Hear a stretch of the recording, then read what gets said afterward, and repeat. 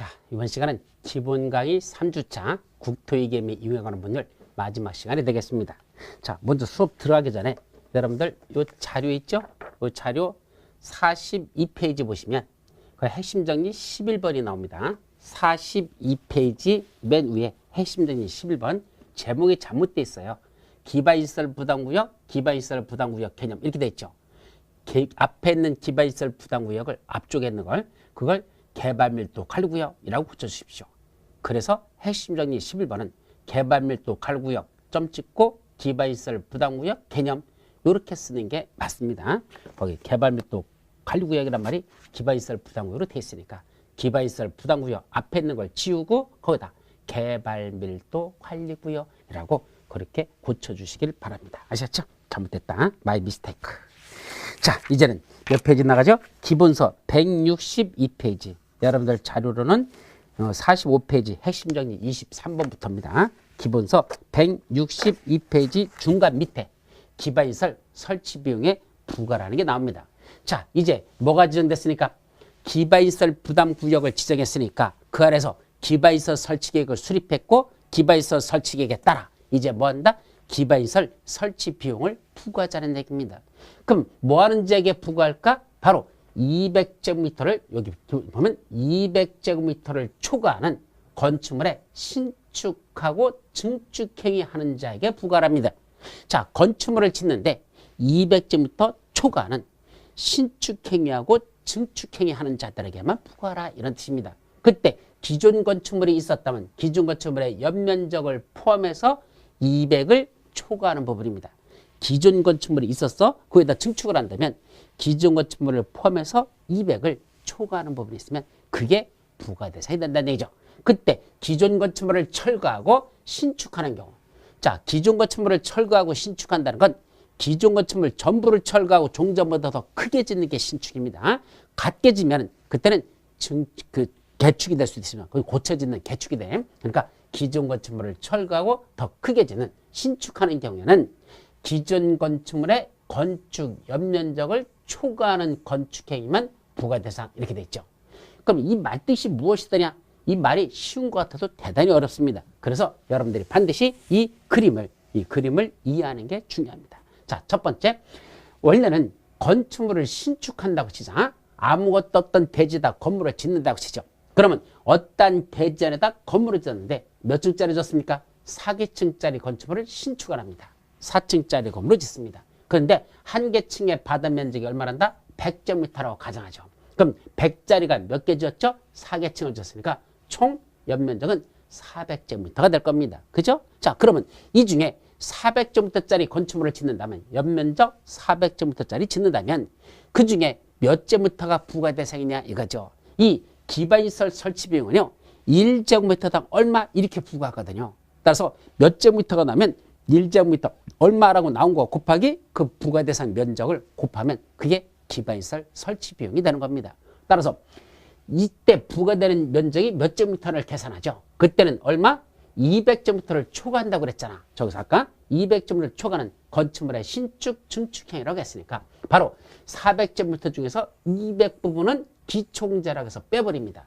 200제곱미터를 실무에서는 기초공제라고 해서 빼버리고 나머지 초과되는 부분 그럼 총 400에서 200을 뺐으니까 얼마죠? 200제곱미터. 그 200제곱미터 요게 기반시설 설치비용 부과 대상 면적이 되는 겁니다. 그래서 총 400제곱미터 연면적 400제곱미터 되는 신축 건물을 짓는다면 200은 기초공제에서 빼고 200을 초과하는 나머지 200제곱미터 그것이 기반시설 설치비용 부과 대상 면적이 되는 거죠.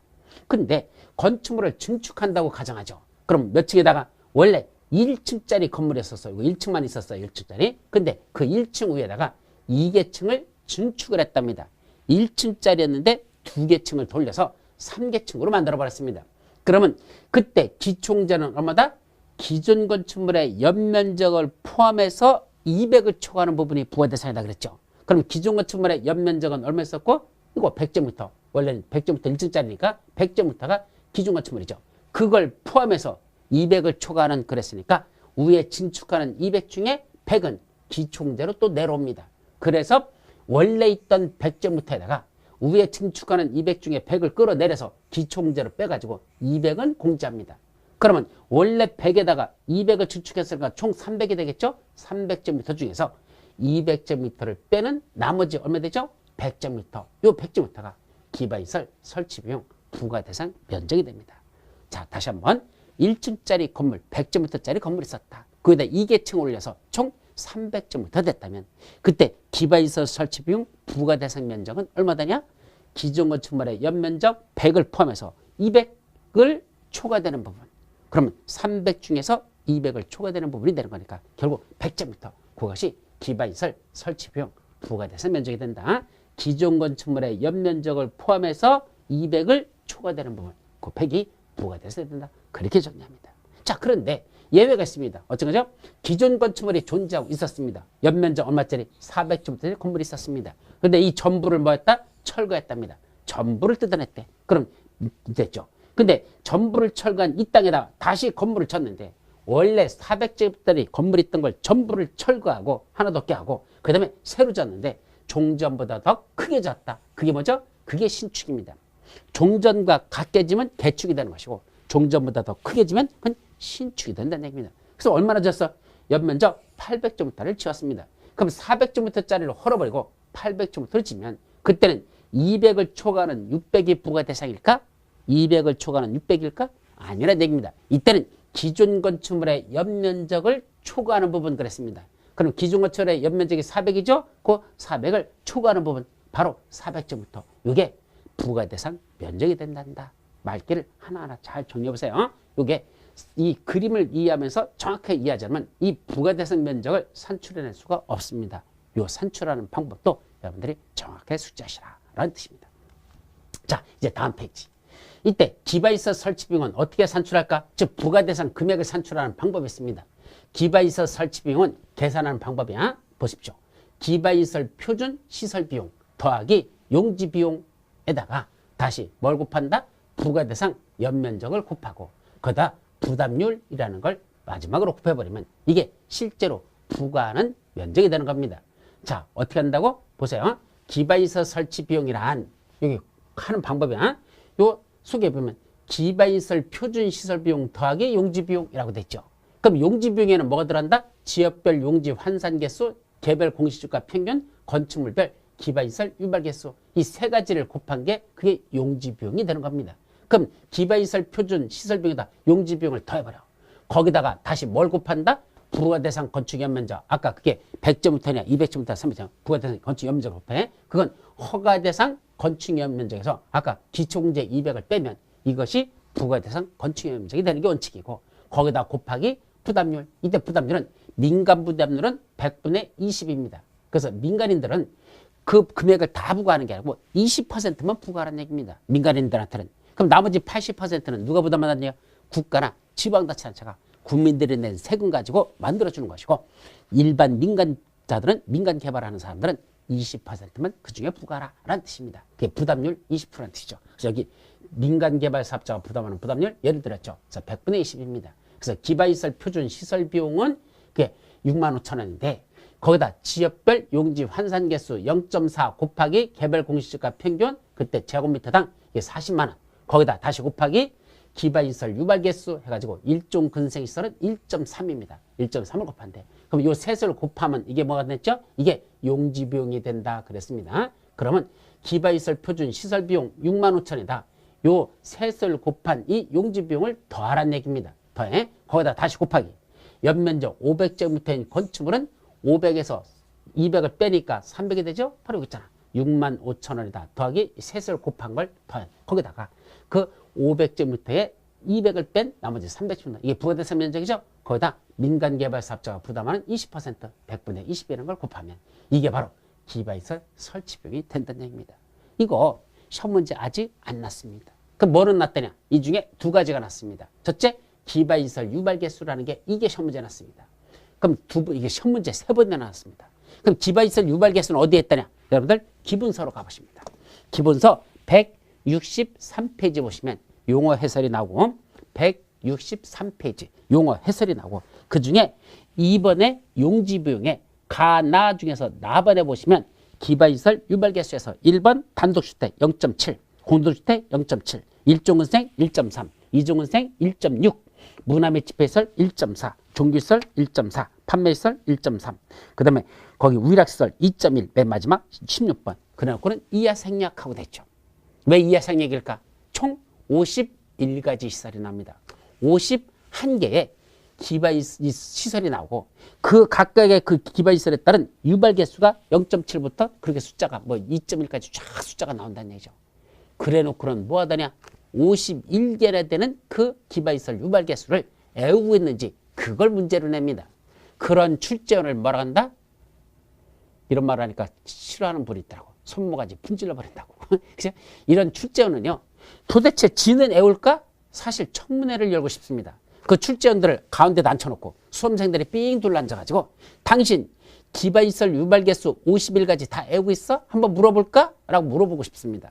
지들도 애우지도 못하는 걸 왜 수험생한테 애우라고 합니까? 또 이거 애워가지고 무슨 의미가 있습니까? 이거 애워가지고. 왜? 나중에 실무할 때는요. 이거 찾아보면 돼요. 법률에 나오거든. 그럼 찾아봐가지고 유발개수 이건 얼마구나. 적용해서 그 숫자를 거기다 대입해서 하면 되지. 이걸 애워가지고 꼭 해야 될 만큼 중요한 거 아니잖아. 이런 시험 문제를 내는 게 무슨 의미가 있다고 수험생들을 골탕 먹이는 거지. 이런 건 손모가지 분질러 버려도 괜찮은 겁니다. 이건 출제할 자격이 없는 거예요. 그냥 어떻게 하면 떨어뜨릴까? 오직 눈에는 뭐만 보여? 떨어뜨린 것만 그냥 관심 있어가지고. 왜? 응시자가 너무 많거든. 절대평가니까 어떻게든 떨어뜨려야 되거든. 그러니까 되지도 않는 내용을 이런 걸 시험 문제로 냅니다. 아주 싸가지 없는 건데 어쨌든 시험 문제 나는 내용이다. 벌써 이번에도 시험 문제 났었고 벌써 세 번째가 기반시설 유발개수에서 시험 문제 났습니다. 숫자들 외운다? 사실은 불가능합니다. 근데 어떻게는 정리하더냐? 기반시설 유발개수가 뭔지는 알아야 될 거 아니야. 뭡니까? 바로 어떠한 기반시설이 사람들이 많이 찾아서 그런 기반시설을 많이 필요로 하느냐? 사람들이 많이 오는 그런 용도로 쓰는 시설들은요. 아무래도 기반시설 유발개수를 높입니다. 높다는 얘기는 많이 부담하라는 얘기입니다. 자, 이 안에다가 기반시설 부담구역 안에다 건물을 짓는데 위락시설 나이트클럽을 짓는 사람이 있고 단독주택을 짓는 사람이 있습니다.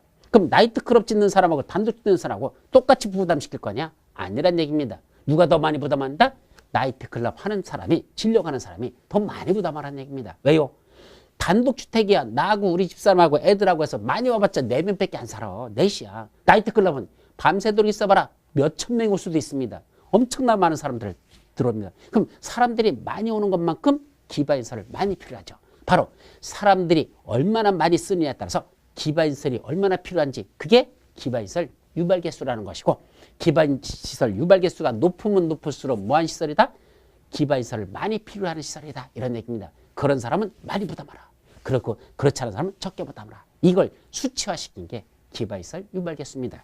따라서 단독주택은 0.7이죠. 위락시설은 2.1이죠. 그러면 0.7과 2.7은 얼마가 되죠? 3배 차이 나네.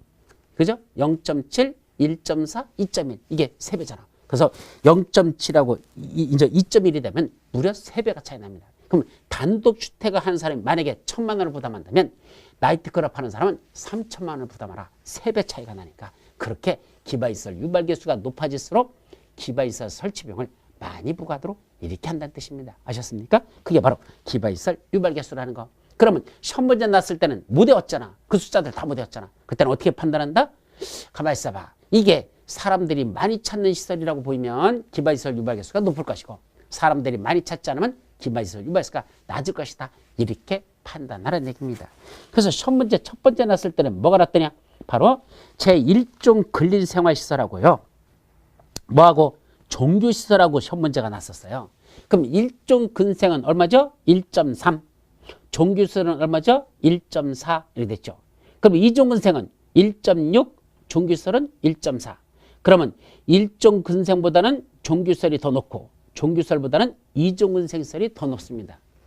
그러면 2종 근생인 슈퍼마켓하고 종교시설인 그 우리 교회하고 비교해보자는 얘기야. 그럼 어디가 더 사람이 많이 옵니까? 슈퍼마켓에 사람들이 더 많이 옵니까? 아니면 이거 교회에 사람들이 더 많이 옵니까? 근데 저는 그때 이 문제 틀렸었어요. 저도 그냥 찍었거든. 사실 저는 종교시설이 더 높다고 생각했어. 왜? 일요일에 가보십시오. 도대체 교인들이 너무 많아가지고 차 세울 데가 없습니다. 길거리까지 다 세우고 있습니다. 그래서 이건 교인들이 많으니까 이거는 이종근생보다는 종교시설이 더 높을 것이다 라고 저는 예측했는데 결과론적으로는 틀렸습니다. 근데 나중에 생각해보니까 교회는 수요 예배 보는 날, 뭐 또 금요일 날 또 저녁에 무슨 철회 예배 본다는 날, 또 일요일 날 이럴 때만 버글버글하지 평일은 조용합니다. 그러니까 일주일 전체를 통계해 보면 슈퍼마켓보다는 아무래도 교회가 더 적을 것이다 라는 얘기입니다.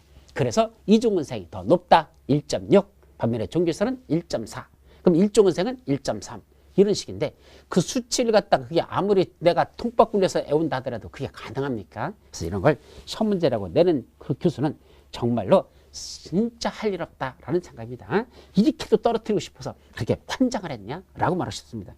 떨어뜨리려면 제대로 된 것 같고 좀 애워야 될 걸 안 애워가지고 떨어뜨리게 하든지 그러면 제가 복종하겠다는 얘기입니다. 승복하겠다는 얘기입니다.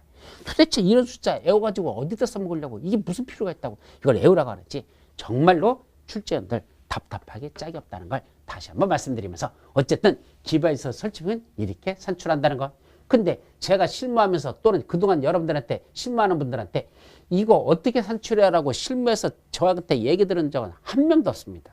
여러분들이 이거 안 해도 됩니다. 누가 다 한다? 저쪽 저기 건축허가 신청들 하면 그때 이거 다 지들이 산출해가지고 알아서 비용 그거 다 나옵니다. 내가 산출 안 해도 거기서 다 준다는 얘기죠. 그러면 모르겠으면 대략 이 정도 시설인데 얼마 정도 비용이 나오는지 좀 알려주십시오. 왜냐면 내가 건물 질려가는데 들어가는 돈이 얼마나 들어갈지 그걸 산출하기 위해서 기바에서 설치 비용이 얼마나 부담할 건지 그것 좀 알려주십시오. 라고 하면 예, 건축업자라든지 또는 그 담당 공무원이 이거 정확하게 산출해내니까 여러분들 너무 고민하지 마시기 바랍니다. 아셨죠? 어쨌든 기바에서 설치 비용은 이렇게 산출한다. 그 중에 이번에 또 시험 문제 났던 게 뭐더냐? 이거 용지 비용을 기바이설 설치 비용에는 용지 비용을 포함한다 라고 냈습니다. 맞습니다. 용지 비용 포함이 됩니다. 그런 게 시험 문제 이번 났던 지문 중에 있었다. 자, 그 다음에 기바이설 설치 비용 납부 의무자 누가 납부할 것이냐? 첫째, 건축 행위를 위탁 또는 도급한 경우. 자, 건축물을 짓는데 내가 짓는 게 아니고 다른 사람한테 넘겼다, 위탁하거나 도급했다. 자, 위탁 또는 도급이란 말을 쓰죠. 여기 위탁 남한테 넘겼다면 네가 좀 해달라. 내가 그러니까 네가 좀 줘달라 이겁니다. 그 다음에 도급이라는 게 뭐죠? 도급공사, 도급. 우리가 흔히 실무에서 하청 준다고 합니다. 자, 어디서 현대 자동차에서 자동차를 만들려면 수만 가지 부품이 필요한데 그 부품을 현대 자동차에서 다 만들 수 없잖아. 그걸 뭐죠? 하청을 줍니다. 그래서 베어링 만드는 회사 따로, 엔진 만드는 회사 따로 이렇게 하청을 주죠. 그럼 그 사람들이 그 제품을 만들어 가지고 넘겨줍니다. 그게 그러면 그때 때는 대금을 지급하죠. 이게 바로 도급계약이라는 겁니다. 즉 내가 책임지는 게 아니라 네가 알아서 책임지고 완성을 시켜. 그래서 나한테 그 완성품을 나한테 넘겨주면 내가 너한테 일정한 금액을 주겠다. 대신 그 만드는 동안 책임은 네가 져라. 이런 식입니다. 이런 걸 도급계약이라고 하는데 이런 위탁계약이나 도급계약을 할 때는 건축할 때 그 위탁이나 도급을 뭐한 자? 한 자입니다.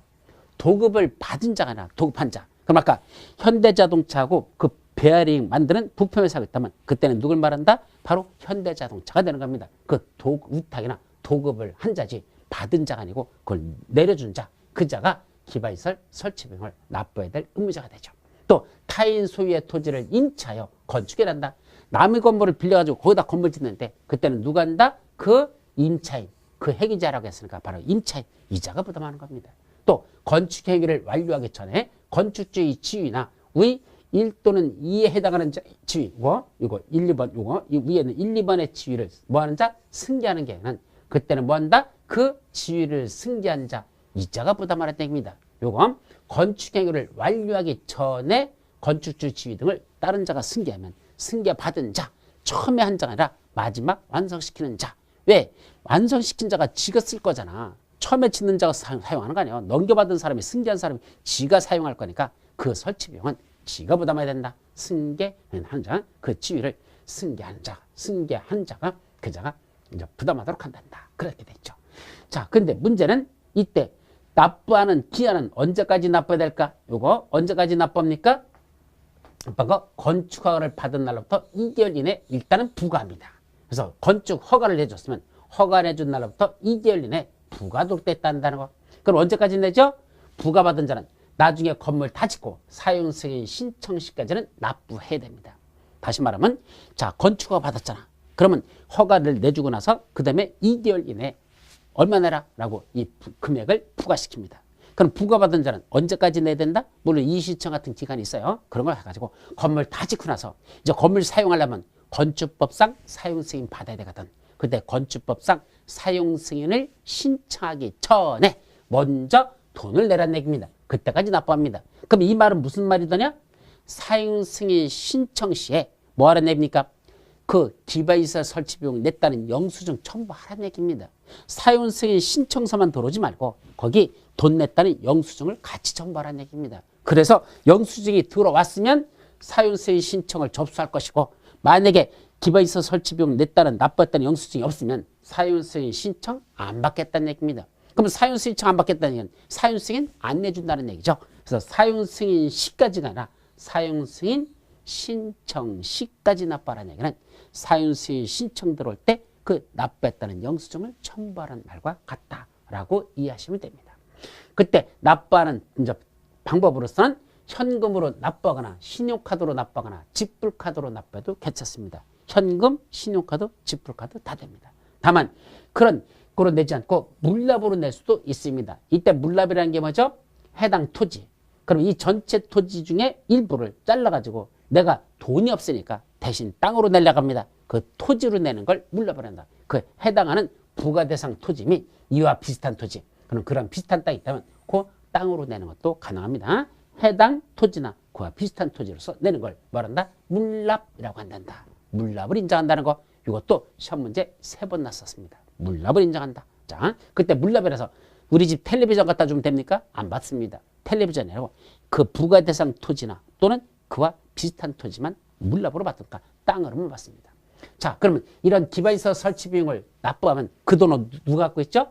특광, 특시, 특도, 시장수, 관악의 장들이 그걸 받아가지고 그걸 나중에 기반시설 설치하는 비용으로 써야 됩니다. 근데 쓰려면 지 쌈짓 돈으로다 지 개인 통장에다 넣어놓고 씁니까? 그러면 횡령이 되죠. 그거는 기반시설 특별회계라는 게 따로 있습니다. 그 기반시설 특별회계에다 집어넣고 거기서 그 기반시설 설치하는 비용으로 쓰고, 나중에 혹시 남은 게 있으면 그 해당 기반시설에 연결되는 다른 기반시설들 있죠. 그거와 관련된 기반시설 거기다 사용할 수는 있습니다. 그래서 나중에 남은 잔액이 있으면 그 다른 기반시설 설치하는 비용에 일부 사용해도 괜찮다라고 되어 있습니다. 등등 이런 것들이 바로 기반시설 부담구역과 관련된 내용들. 그래서 기반시설 부담구역을 크게 나누라면 딱 3가지야. 먼저 기반시설 부담구역을 지정한다. 그 안에서 기반시설 설치 계획을 수립한다. 그 안에서 기반시설 설치 비용을 부과한다. 그래서 구역 지정, 계획 수립, 비용 부과, 이렇게 3가지가 기반시설 부담구역과 관련된 핵심 포인트라는 거, 그 정도만 여러분들이 기억하고 이제 넘어가도록 합니다. 자, 이제 마지막 부분에 가보면 뭐가 나오더냐? 여러분들 교재 쭉 이제 마지막 부분이야. 거기 보면 타인의 토지에 출입하는 게 있습니다. 자, 이거는 사적인 목적으로 출입하는 게 아닙니다. 공적인 목적이죠. 어떤 거? 예를 들면 도시군 계획이나 광역도시계획에 관한 기초수사가 필요할 때. 자, 우리 도시군 계획에는 몇 가지가 있었죠? 2가지가 있었잖아. 도시군 기본계획과 도시군 관리계획으로 구분된다. 도시군 계획은 도시군 기본계획, 도시군 관리계획. 그 다음에 이건 광역도시계획. 근데 원래 법조문에는 광역도시군 계획 이렇게 돼 있는데 대단히 잘못된 겁니다. 그냥 광역도시계획이라면 부르죠.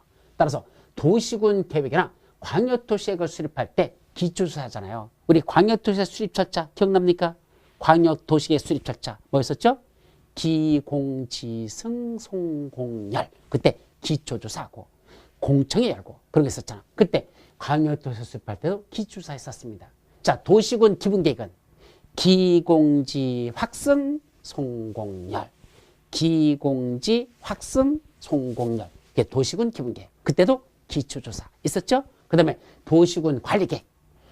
2반 절차와 결정 절차로 나눠지고, 2반 절차 3단계 기주지입, 결정 절차 2단계 협심절. 그때 기초조사, 기주지입, 기초조사하고 주민들의 의견 듣고 지방의 의견 듣고, 그래서 2반이 완성된다.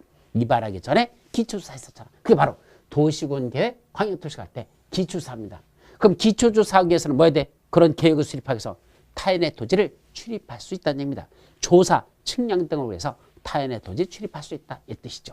또 하나, 개발밀도 관리구역이나 기반시설 부담구역 또는 기반시설 설치계획을 수립하기 위해서 그때도 뭐한다? 기초조사를 합니다. 그래서 관리구역을 지정하기 위해서 또는 계획을 수립하기 위해서 기초조사를 해야 되는데 그때도 타인의 토지 출입 등을 하는 거죠. 또 도시군 계획 시설 사업에 관한 조사나 측량이나 또는 시행이 필요할 때 도시군 계획 시설 사업 바로 도로 만들고 공원 조성하고 학교 짓는 사업을 무슨 사업을 한다? 도시군 계획 시설 사업을 했었죠. 그럼 그런 사업을 시행하려면 뭐가 필요하죠? 당연히 현장 조사 가야 되잖아. 측량하거나 시행해야 되잖아. 그럴 때 타인의 토지 출입 등이 필요하다는 얘기입니다. 그렇게 타인의 토지 출입하기 위한 사유가 된다 이 말이죠. 두 번째, 그때 타인의 토지에 출입하는 게 있고요.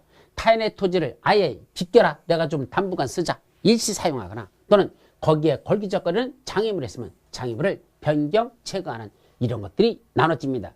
그래서 타인의 토지 출입 등 했으니까 출입 등에는 세 가지가 있다.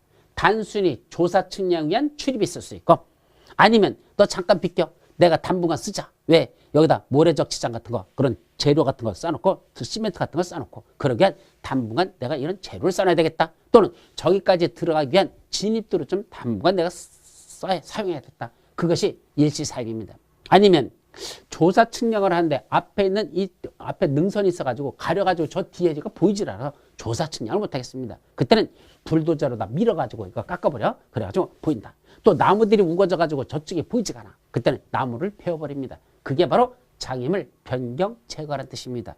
결국 이런 기초조사 등을 위해서 조사 측량 등을 위해서 필요하다면 타인의 토지 출입할 수도 있고 일시 사용할 수도 있고 장애물 변경 제거할 수도 있다는 얘기입니다. 근데 그 중에 출입하는 거하고 일시 사용 장애물 변경 제거하고 법에서는 둘을 구분해 버렸습니다. 왜? 단순히 출입만 하는 건 토지 수재에게 그렇게 큰 피해 주는 건 없습니다. 들어갔다 나오겠다는데 조사 측량하고 나오겠다는데 큰 피해 없죠. 근데 아니래. 너 비켜 이 새끼야. 내가 당분간 좀 쓰자. 일시 사용. 아니면 저 걸기적거리니까 좀 요번 그 불도저로 밀어버리고 그 다음에 하겠대. 나무들 다 베어내고 보겠대. 그러면 일시 사용. 대단히 토지 수재에게 피해를 줄 수 있는 일이죠. 따라서 단순한 출입과 일시 사용 장애물 변경 제거를 둘로 구분해 보자는 얘기입니다. 그럼 타인의 토지에 출입만 할 때는 뭐가 필요하다? 타인의 토지에 출입하려는 자는 이런 기초조사 등을 위해서 출입하는 자는 특광, 특시특도, 시장, 군수한테 뭐 받아라? 허가를 받으면 출입할 수 있다는 얘기입니다. 이거 참 웃기는 얘기입니다. 자 보세요. 자 출입할 때 허가를 받으면 된다고? 예를 들어보자. 자 그림을 한번 그려보죠. 자 여기 그려보십시오. 지금 여기가 뭐 만들다니까? 장차 여기다 이런 도로를 만들려고 한단다. 이렇게 도로를 만들려고 한답니다. 그러면 이 도로를 내겠다는 도시군 계획 시설사업 시행자가 필요하다면 여기 뭐 들어간다? 조사 측량 등으로 해서 조사나 측량 등을 위해서 뭐 들어가죠? 이거 지금 여기에 출입을 하려고 합니다. 그럼 출입하려고 하면 원래는 이게 다른 사람들의 땅이잖아. 그럼 타인의 토지를 출입하려면 마음대로 들어가도 됩니까? 아니죠. 그 토지 수혜자한테 뭐 받아야 돼? 원래는 동의받아야 되죠. 그럼 토지 수혜자한테 찾아갔습니다. 자, 당신의 땅에 이번에 이런 도로 만들기 위해서 필요해서 조사 측량이 필요해서 나왔는데요. 당신 땅에 지금 들어가도 될까요? 왜 아직은 당신 땅입니까? 보상비 안 줬으니까. 아직은 기초조사 단계니까 보상비를 안 줬잖아. 안 줬으니까 그 토지 소유자 땅이 맞죠. 그러니까 타인의 토지에 들어가려면 먼저 뭐 하라는 얘기야? 동의서를 받으라는 얘기입니다. 갔더니 토지 소유자가 뭐라고 합니까? 아 그러셔요. 괜찮으니까 들어가서 측량하셔요. 그러면 관계없습니다. 이때는 이거 적용할 필요가 없는 겁니다. 그건 민법상 계약에 의해서 당연히 들어갈 수 있는 겁니다. 그럼 민법에서 들어가라고 그러니까 계약에 의해서 들어갈 수 있으니까 들어가도 될까요? 라고 했더니 들어가도 좋아 했잖아. 그럼 들어가면 된다는 얘기입니다. 서로 의사표시가 합치가 됐으니까. 그런데 문제는 뭐죠? 토지수혜가 안 돼요 그럽니다. 못 들어가요 그럽니다. 거기는 안 돼요. 그러면 못 들어가는 거죠. 그랬더니 사업시행자가 말하죠. 돈 드릴게요. 100만 원 드릴게요. 했더니 싫어요 그럽니다. 그럼 어떡할까 했더니 1000만 원 주세요. 아니 무슨 들어가는데 1000만 원씩이나 달랍니까? 너무 마시네요. 안 되잖아. 그럼 못 들어가 그래버리면 못 들어가는 겁니다. 근데 아까 말한 이 출입 사유들이 다 뭐랬죠? 공적인 거와 관련된 거다 그랬잖아. 공적인 거잖아. 그때는 뭐 한다? 강제 출입이 가는 겁니다. 그때는 누구한테 가지 말고 토지 수지한테 동의받을 필요가 없이 그때는 누굴 찾아간다? 그 사업시행자는 이 관할하고 있는 특광, 특시, 특도, 시장, 군수 관할의 창을 찾아갑니다. 여기가 만약 서울특별시라면 서울특별시장, 여기가 연천군이라면 연천군수를 찾아갑니다. 가서 뭐라고 얘기하죠? 자, 이 땅에 들어가려고 하는데 저 주인 새끼가요. 나보고 못 들어오게 그래요. 안 된대요. 뭐 돈은 1000만 원 달란다나? 말도 안 되게. 그러니까 조사 측량이 필요한데 못 하거든요. 그러니까 나 출입할 수 있도록 뭐 내주세요? 허가내 주세요. 이렇게 하라는 얘기입니다. 그러면 이 출입하는 건 누구한테 받으면 된다? 관악의 장들한테 뭐만 받으면 된다? 허가만 받으면 그때는 뭐 할 수 있다? 출입이 가능하다는 얘기입니다. 토지 수유자 의사와 관계가 없다는 얘기입니다. 토지 수유자한테 동의받을 필요 없다는 얘기입니다. 그냥 관악구역의 장들한테 특광, 특시, 특수, 시장군수한테 허가만 받으면 출입할 수 있다. 이게 웃기는 겁니다. 아셨죠? 자, 그런데 누구는 허가도 필요 없다? 행정청인 시행자들. 여기 나오죠? 근데 행정청인 도시군 계획시설사업 시행자는 제외라고 했으니까 허가받을 필요도 없이 행정청인자들은 그냥 출입합니다. 사실은요, 법에서, 공법에서 행정청과 행정청끼리는 허가라는 게 없다는 걸 조심합니다. 만약에 필요하다면 협의라고 합니다. 지들끼리는 허가 내준다고 하지 않고 자기들끼리는 협의라고 합니다. 근데 여기는 협의도 필요 없이 그냥 출입할 수 있다는 얘기입니다. 행정청인 도시군 계획시설 사업 시행자들은 조사 측량을 해서 필요하다면 그냥 타인의 토지에 출입할 수 있지 허가도 필요 없다라는 거. 그것이 첫 번째 내용입니다. 자, 두 번째, 출입 예정일 며칠 전까지? 7일 전까지 토지 수유자에게 통지하랍니다. 요거. 그럼 무슨 말이에요, 이제? 자, 아까 여기 토지 수유자한테 가가지고 당신 땅에 이런 조사 측량이 필요해서 그러니까 들어가도 될까요? 그랬더니 토지 수유자 뭐라 했죠? 안 돼요. 그럽니다. 100만 원 드릴게요. 그랬더니 1000만 원 내놔. 그랬습니다. 그래서 안 돼가지고 그냥 나왔습니다. 와서 누구한테 갔죠? 특광, 특시, 특도, 시장군수한테 가서 뭐 받았습니까? 허가 받고 드디어 출입할 수가 있게 됐습니다. 허가만 받으면 된댔잖아. 그러면 출입 예정일 며칠 전까지? 7일 전까지 토지 수유자 등에게 통지하랍니다. 토지 수유자 등 했는데 여기는 토지 수유자도 좋고 토지 수유자 말고도 관리인도 있습니다. 그래서 점유자도 있었죠. 소유자, 점유자 또는 관리인 이렇게 돼 있죠. 그래서 토지 수유자 또는 점유자 또는 관리자. 자, 그런 사람들한테 뭐만 되죠? 통지하랍니다. 뭐라 통지합니까? 일주일 후에는 7일 전까지 통보를 하겠습니까? 앞으로 일주일 후에는 당신 땅에 이런 조사 측량에서 내가 출입할 거니까 그리 알고 계세요 라는 게 통지란 뜻입니다. 그러면 그 토지 수유자 뭐 할까? 눈 뒤집혀 버릴 겁니다. 뭐라고 뒤집힙니까? 아니, 전번에 내가 안 된다고 그랬잖아. 너 들어오려고 한다는 거 내가 안 된다고 그랬잖아. 근데 남의 땅을 네가 왜 멋대로 들어와? 라고 토지 수유자는 반드시 항변을 할 겁니다. 그러면 사업 시행자가 뭐라고 말한다?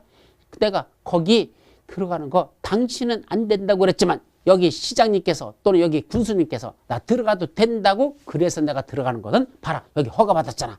그러면 이 토지 수자가 뭐라고 할까? 야, 이 땅이 그 시장군수 새끼 거냐? 라고 할 겁니다. 그러면 토지 수자는 뭐라 한다? 아니, 당연히 시장군수 거 아니죠. 당신 거 맞아. 근데 법에서는 당신한테 동의 안 받고 관악구의 장한테 허가만 받으면 출입할 수 있다고 돼 있기 때문에 시장군수가 허가내지만 나는 출입할 수 있다라 얘기입니다. 토지 수유자 의사와 관계없이 관악구의 장한테 허가만 받으면 출입할 수 있다. 이게 중요한 겁니다. 아셨죠? 자, 그때 행정청인자들은 허가도 받지 않고 그냥 출입할 수 있고 다만 출입하려면 출입 예정일 7일 전까지 소유자 등에게 통지는 해야 된다라는 게 두 번째죠. 자, 세 번째, 일출 전이나 일몰 후에 그 토지에 출입을 하려고 한답니다. 일출 전, 일몰 후 그랬습니다. 그럼 일출 전 하면 뭐죠? 해 뜨기 전. 일몰 후, 해진 후 이 말 있잖아. 우리말로 두 단어로 번역하시오. 야간. 야간. 야간에 출입할 때는 이 말이잖아. 그냥 야간에 출입할 때라고 쓰지 무슨 일출 전이나 일몰 후라고 썼습니다. 이것도 잘못 쓴 거야. 뭐가 먼저예요? 일몰 후, 일출 전 이렇게 써야 되지 않나요? 일몰 후, 일출 전. 해가 지고 해가 뜨기 전까지 이래야지 뭐가 해가 졌지? 그다음에 해가 뜨기 전까지 요때 출입하려면 그게 야간에 하면 되잖아. 근데 일출 전 하면 해 뜨기 전, 일몰 후, 해진 후. 도대체 시간적으로 뒤죽박죽이 돼버립니다. 법 만들 때 조금만 더 정밀하게 만들면 좋겠다는 생각인데 어쨌든 야간에 출입할 때는 함부로 출입하지 말랍니다. 어떡하랍니까? 그 토지 점유자의 승낙 없이는 타인의 토지에 출입할 수 없다. 이때 점유자의 승낙이라고 되어 있습니다. 소유자 승낙이 아닙니다. 소유자하고 점유자하고는 어떻게 다르죠? 간단합니다. 자, 부산에 땅이 하나 있습니다. 누가? 서울에 살고 있는 사람이 부산에 땅을 가지고 있습니다. 그 땅을 부산에 있는 사람에게 빌려줬습니다. 그러면 부산에서 그 빌려서 사용하고 있는 사람은 뭐가 되죠? 점유자가 되는 겁니다. 반면에 서울에 있는 사람은 뭐죠? 소유자가 되는 겁니다. 자기 땅이잖아. 그래서 서울에 있는 사람은 자기 소유자가 되는 것이고 그 토지죠. 부산에 있는 땅을 실제로 빌려서 사용하는 사람은 점유자가 되는 겁니다. 그때는 소유자의 승낙을 받는 게 아니라 점유자의 승낙이 필요합니다. 자, 만약에 부산에 있는 땅에 이런 도시군 계획시설 사업 조사 측량을 해서 출입하려고 합니다. 그때는 관악의 장한테 출입하죠. 그때는 7일 전까지 소유자 등에게 통지하고 들어가는데 야간에 들어갈 때는 소유자가 아니라 점유자한테 승낙을 받습니다. 왜냐하면 서울에 있는 소유자한테 승낙을 받았는데 들어가는 걸 야간에 만약에 들어가면 그 점유자는 모르고 있었잖아. 이 사람들이 야간에 온다는 걸. 그럼 새벽 2시에 와가지고 누가 밖에서 덜그덕거리셨으면 이 마누라 잠자다 말고 뭐라 할까? 여보 밖에 도둑놈 들어왔나 봐. 그죠? 왜? 아니 밤중에 들어온다는 걸 몰랐으니까 점유자들은 완전히 뒤집어질 겁니다. 그래서 소유자 승낙이 아니라 점유자 승낙을 받아라. 서울에 있는 소유자가 중요한 게 아니라 실제로 부산에 사용하고 있는 점유자가 중요한 겁니다. 그 사람의 승낙을 받아야지만 야간에는 그 타인의 토지에 출입할 수 있다. 아셨죠?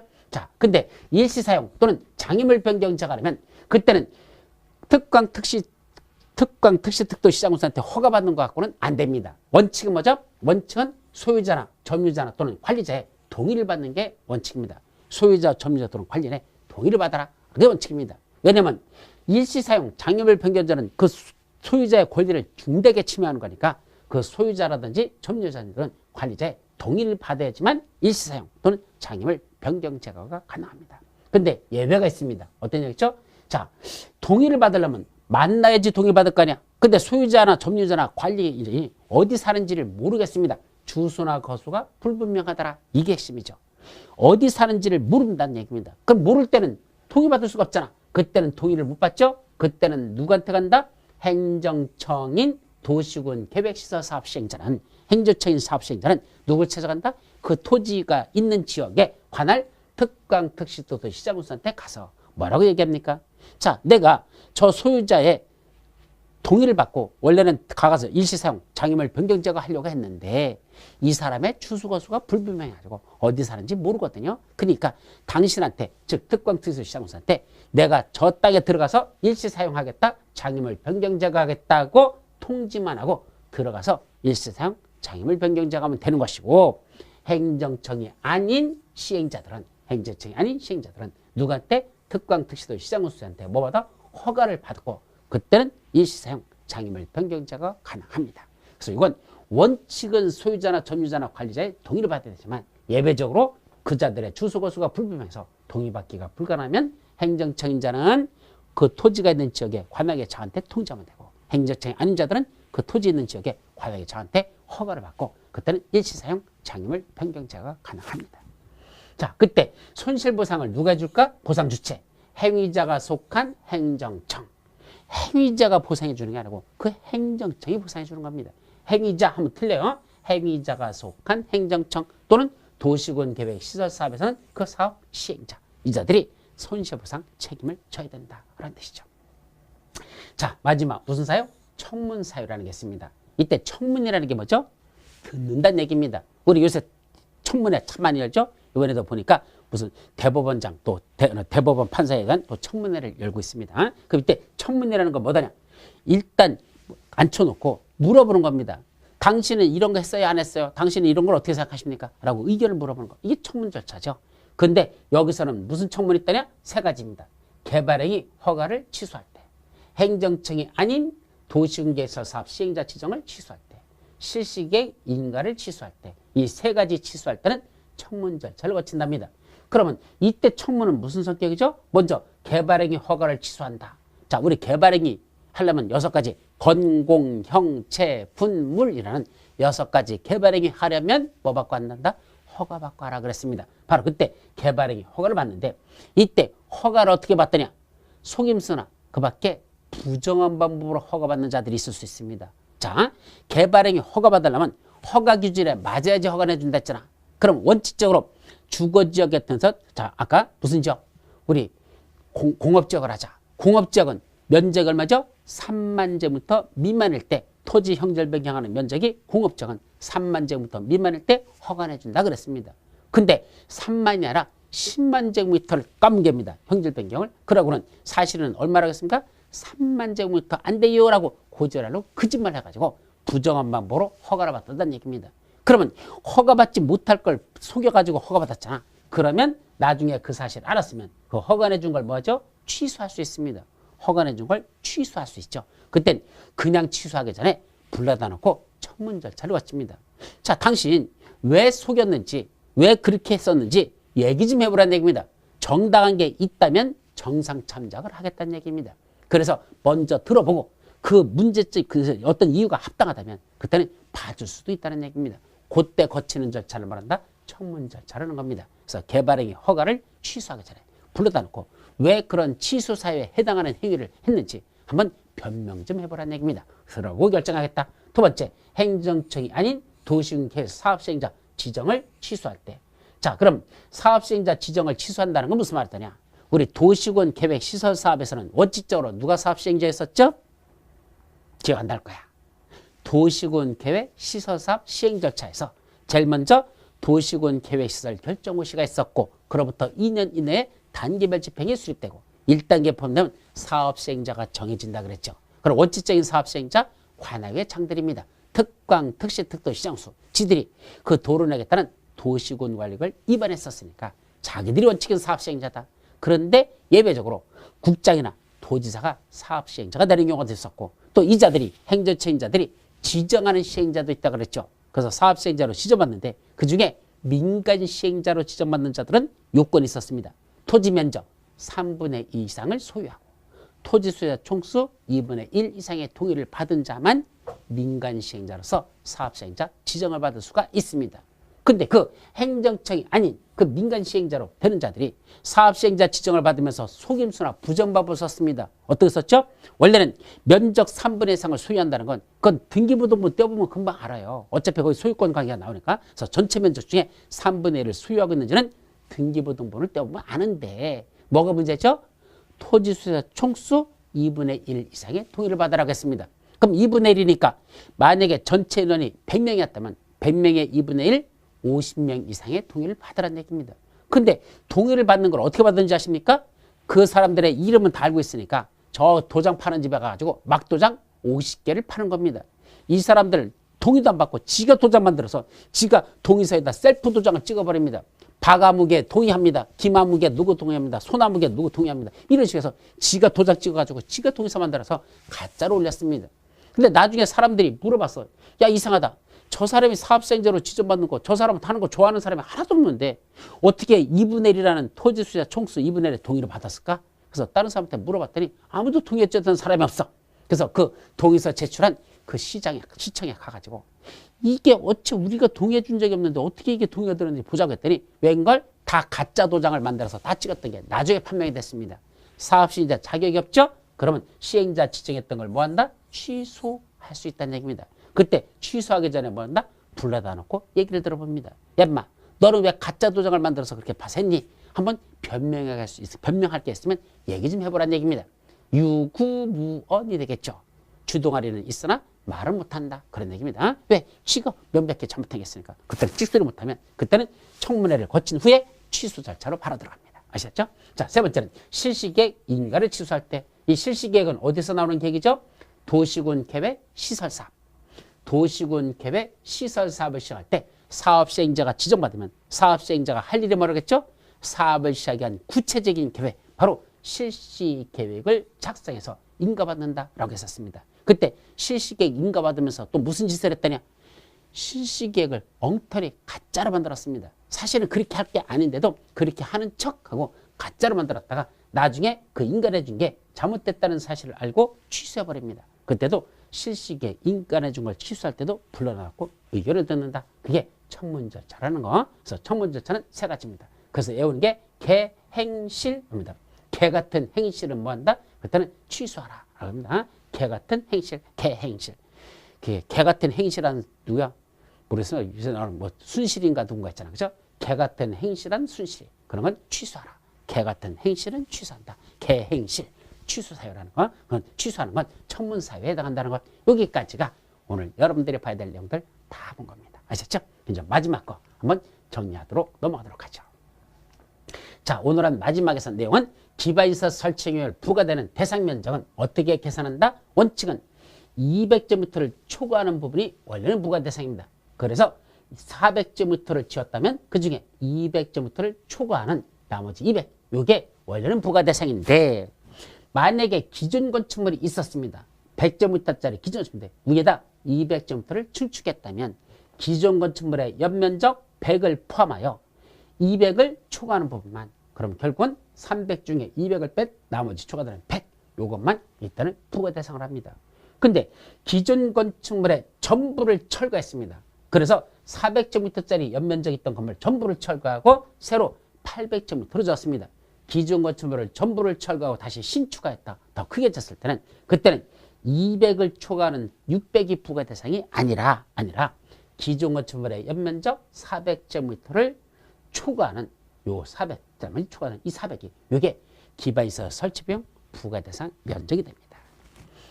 자, 그 다음에 기반시설 설치비용은 어떻게 산출할까? 여기 산출하는 계산 공식이 있어요. 그래서 이게 쭉 나오는데 사실은 이건 여러분들이 외운다는 게 현실적으로는 불가능합니다. 그래서 시험 문제 났던 건 뭐가 나섰다? 바로 요거 지역별 용지 환산 개수 곱하기 기반시설 개별 공시가 평균 곱하기 그 기반시설 유발 개수 셋을 곱하면 이걸 용지비용이라는데 그 용지비용도 기반시설 설치비용에 포함된다라는 게 이번에 우리 시험 문제 출제됐던 것이고, 그 다음에 기반시설 유발 개수라는 건 총 51개 기반시설에 관해서 각각 0.7부터 쭉 해서 2.1까지 쫙 숫자들이 나와요. 유발 개수가. 그 유발 개수라는 거 그걸 알고 있는지 그런 되지도 않는 문제를 3번씩이나 출제했었다는 거 그 말씀드렸고, 그 다음에 아직 출제되지 않은 것 중엔 민간 개발 사업자가 부담하는 부담률은 원칙이 얼마다?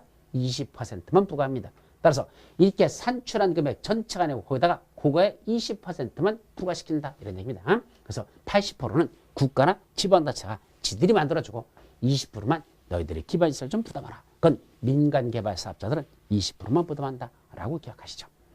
자, 이때 누가 납부해야 되죠? 납부입니다. 자, 원칙적으로는 부과대상 건축행위를 하는 자입니다. 지가 납부해야 됩니다. 근데 위탁하거나 도급했을 때는 위탁한 자, 도급한 자고, 타인의 토지를 임차한 자는 그 임차인, 자기가 부과하고, 지위를 승계하면 승계한 자가 그 자들이 원래는 부담하도록 되어 있습니다. 그때 납부하는 방법, 언제까지 하죠? 그때는 다시 부과 기한. 건축허가 받았으면 그로부터 2개월 이내에 부과해야 되고, 건축허가 내줬으면 그로부터 2개월 이내에 부과해야 되고, 그 다음에 내는 건 언제까지 난다? 사용 승인 신청 시까지 그 건축물 다 짓고 사용 승인 신청 시까지 납부해야 됩니다. 그때 납부하는 방법은 원칙은 현금이나 신용카드 또는 지불카드로 납부하는데 물납할 수도 있습니다. 물건으로 납부한다. 이때 물건이란 부과대상 토지 및 이와 비슷한 토지로 납부하는 거. 이거를 물납이라고 표현하죠. 자, 마지막 타인의 토지에 출입하고 싶단다. 자, 그러면 함부로 출입하는 게 아니라 법에서 절차를 규정하고 있습니다. 타인의 토지에 출입하는 사유는 원칙적으로 공적인 것과 관련된 그런 것만 출입을 할 수 있다. 사적인 것들은 여기서 다룰 필요가 없습니다. 사적인 건 어디 가죠? 민법으로 갑니다. 아까 민법에서 뭐 하면 되죠? 남의 땅에 들어가고 싶으면 토지수한테 동의받고 들어가면 되는 겁니다. 그거는 사적인 영역인 것이고요. 여기는 공적개발과 관련된 이런 계획을 수립하거나 구역을 정하거나 또는 사업을 시행하는데 필요하다면 그때 출입할 수 있는데, 이때는 그 토지 수지한테 동의받는 게 아니고 누구한테 간다? 타인의 토지 출입만 할 때는 그때는 특광특시특도 시장소, 그 토지가 있는 지역에 특광특시특도 시장 군수한테 허가만 받으면 출입이 가능한데 행정청인 시행자들은 허가도 필요 없다. 두 번째, 출입 7일 전까지 토지 수지자에게 통지는 해야 됩니다. 출입하기 7일 전까지 토지를 통지하고 출입할 수 있죠. 또 일출 전 또는 일몰 후 이때 출입할 때, 야간에 출입할 때는 그 토지 점유자의 승낙 없이는 타인의 토지에 출입할 수가 없다라는 것도 조심합니다. 또 일시사용 장애물 변경제가 있죠. 이거는 일시사용 장애물 변경하면 원칙은 토지 수요자나 점유자나 관리자의 동의를 받고 일시사용 장애물 변경제가 원칙인데 그 자들의 토지 수요자나 점유자들이 주소나 거수가 불분명해서 어디 사는지 몰라서 동의를 받을 수 없으면 그때는 행정청인 사업시행자는 관하게 저한테 통지하고 일시사용 장애물 변경제가 하면 되고, 행정청이 아닌 시행자들은 특광특시 시장군수한테 허가를 받고 일시사용 장애물 변경 제거할 수 있습니다.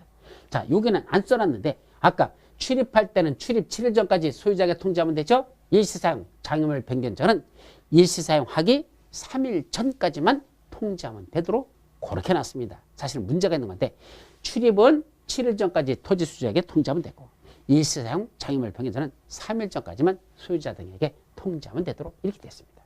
자, 그때 누가 보상해 주죠? 출입도구를 해서 손실입했으면 행위자가 속한 행정청 또는 도시군계획시설 사업 시행자가 손실보상 책임을 집니다. 자, 청문이라고 하는 건 어떠한 허가를 내줬는데 그 허가를 내준 걸 나중에 허가를 내준 것들을 뭐한다? 중간에 허가나 인가 등을 내준 걸 중간에 취소하려고 한단다. 허가받는 과정에서 인가받는 과정에서 싸가지 없는 짓을 했다는 얘기입니다. 그걸 취소하려고 한단다.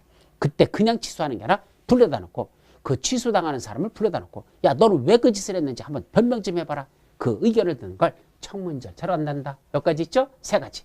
개발행위 허가를 취소할 때, 행정청이 아닌 도시군계획시설 사업 시행자 지정을 취소할 때, 행정청인자들은 취소라는 개념이 없어요. 세 번째, 실시계획 인가를 취소할 때. 그래서 개 같은 행실, 개행실, 개 같은 행실은 취소하라. 라는 요거는 청문 사유에 해당한다는 것. 요것까지만이 여러분들이 기억하시면 됩니다. 여기까지가 국토위계 및 융에 관한 법률이라고 하는 게 다 끝났죠. 자, 다음 주에는 이제 뭐 살펴본다? 우리 두 번째 나눈 법률 도시개발법. 그걸 다음 주에 전체를 도시개발법의 약 3분의 2까지만 살펴볼 겁니다. 아셨죠? 다음 주에 넘어가도록 하죠. 오늘 여기서 마치도록 합니다. 추운 날씨에 항상 건강 조심하시고 하루하루가 새로운 마음으로 죽자, 아까 살자, 자살을 바꾸면 살자가 된다 그랬죠. 그래서 우리는 부정적인 것보다도 뭐 하자? 긍정적으로 내일에 대한 희망을 가지고 우리 오늘 하루도 최선을 다하고 살아갑니다. 여러분 다음 주에 뵙도록 합니다. 수고하셨습니다.